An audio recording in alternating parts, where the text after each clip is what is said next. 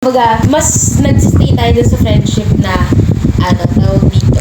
Hindi siya sa convenient pa. Nare-reciprocate yung... Yeah. Like, halimbawa, yung kabisihan natin, naiintindihan natin. So, hindi natin pinupush na, kailangan every month magkikita tayo or every week magkikita tayo. About friendship. Be, kung aso kami, anong breed kami? Corgi. Ako na yun. Anong ako na lang magtatanong, ang pinaka nagustuhan niyo dito sa friendship natin? Siyempre, nagkakasundo-sundo tayo. Oo, compatible yung personality, gano'n. Tapos, May introvert, may extrovert, may ambivert.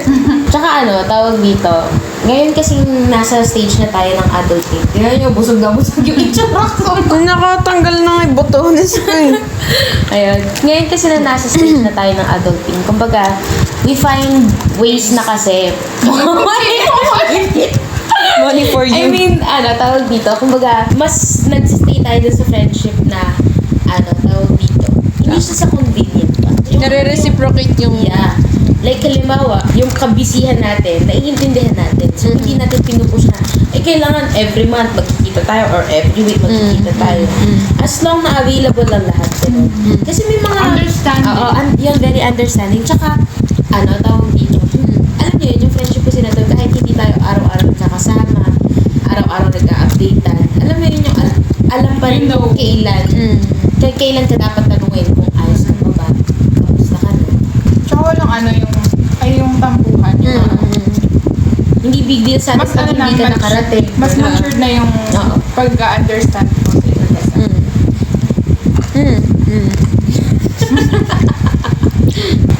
Tsaka yung basang-basa mo na halimbawa pag, ako itatawag ako. Okay, parang na to talagang need na. Need na yung sagutin. If ever naman na halimbawa, tawag dito, May tumawag na. May na-encounter ka naman na difficulty dito sa friendship natin? So far, pa naman? Loss of contact. Oo, diba? May times kasi na kadelaya. May times na gusto niya nung pag-isa muna. Siyempre, bigyan natin space and respect sa boundaries. Ako din, may times din na ganun. So, naiintindihan namin yung isa't isa. So, pag ganun, tas gusto mo lang... Nararamdaman mo naman siya. Tapos gusto na maging clingy ng isa. Kung parang miss you ba, yung mga ganong klaseng bagay. Hanggang sa ma-build up na yung connection ulit na mag-usap ka na. Tsaka yung once na mag-meet kayo ulit, parang ganun pa din. Walang nagbabago. Mahirap kasi yung one-sided yung friendship na ikaw lang yung nag-open. Yung bagay na na hindi na-reciprocate yung energy at saka yung effort sa friendship. Mahirap yung ganun. Tsaka yung friendship na to, yung parang one call away. Yung kahit hindi ka, kunwari hindi ako okay, tapos hindi ka okay, tapos kailangan mo ng tulong ko. Parang kahit hindi ako okay, tutulungan kita. Mga one call away friendship na talagang proven and tested. Oo. Grabe. through thick and thin, ups and downs. Grabe yung ginutulong sa akin ni Alex nun as in. Like, ang tawag dito, sobrang garag na garag ako kasi ilang hours na lang aalis na kami, tapos kailangan ko ng backup plan. Although hindi naman siya kasi talaga necessary, kaya lang kasi tawag dito, kumbaga, parang gusto ko ba lahat ng pagdadali namin doon is okay na. Ngayon, yung time na yun, tulog kami. Alam namin kapag di ka sumasagot, Tulog ka. Hindi, nag-ano ata ako sa kusina. Ano oras ba yun? Sabi Tulog ka, kagigising mo lang. Okay. De, wala akong choice. Talaga nun. Kasi kahit umuulan kasi nun. Hindi, tsaka tama lang si Alex sinanong mo, kinontak mo. Oo, Kasi di. mas maano siya sa agad.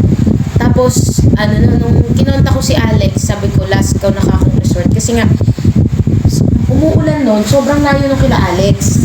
Compare sa bahay niyo, malayo talaga kila Alex. Iniisip ko kasi nun, kung babayihin ko siya, mas matagal ako mababasa. Kaya nun din, May contest kasi siya. sobrang appreciated ko din nun si Alex na sabi niya gano'n, huwag ka nang pumunta. Yun din. Hindi.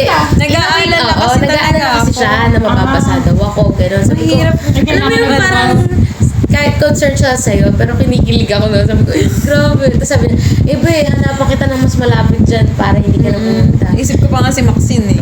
Sabi ko mag-sombrero siya. Oo, as in. Tapos, grabe talaga. Kasi mahirap, i-risk yung ganong weather. Tapos meron kang kantang competition kinabukasan. So, Pero mabilis na kasing makasipon eh. Yung ulan. Nag-first place naman. Yes! Kampay! Kampay. Kampay! Gusto ko yung bulgogi. Tapos ito pa, maidagdag ko ng besh. Nung naalala niyo yung sobrang stress na stress ako nun kasi ang dami namin kailangan ipasa ng the next day, tapos hindi pa ako tapos. Sobrang nag-pile up lahat ng mga gagawin ko, tapos hanggang sa nag-cancel na ako ng gig kasi hindi ko na talaga kaya. Kailan yun? Yun yung tumawag ko sa inyo, may tula akong ginagawa.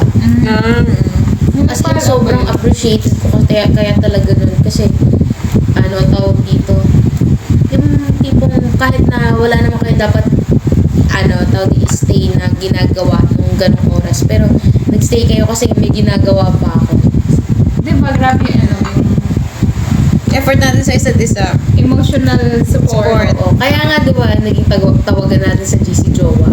Kasi parang oo. Cut mo yun. Kasi nandun kami para sa isa't isa. Hindi na kami magjajawa, kami na yun. Pero hindi meaning nun na talagang, Sa tayo.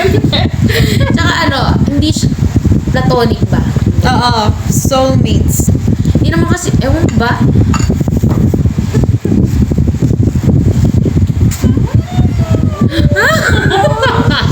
Nag-search ako ng pasok tapos bas kung gamit ka sa banyo, Ayun nga. So, sobrang thankful ako sa friendship na to. Yeah. Sobra. Actually, alam nyo, tinatanong ni Mama, kasi si Leia given na. Sige, buuin natin. Iyak ka pa. Ikaw din. Ano ba? Yay! Sabi nga ni Mama, is di ba si Leia kasi given na talagang kilala ni Mama ang best friend ko. Sabi niya, di ba hindi naman kayo close ni Alex? Ba't naging close kayo ngayon? Parang, isip-isip ko, grabe ka naman Mama. Parang, hindi kasi sa sobrang, like, hinahanap niya sila niya. Sila kasi yung mga naging best friend ko talaga na kilala ni Mama na Di ba wala dito kakay? since high school. Hindi pa natuluto. Ay, sorry. Sige. Nakikinig kami sa'yo. Like, since high school. Kasi di ba hindi tayo talaga close ng high school. Ay, college na tayo. Naging super duper. Ay, hindi. Senior high. Ayun, college talaga.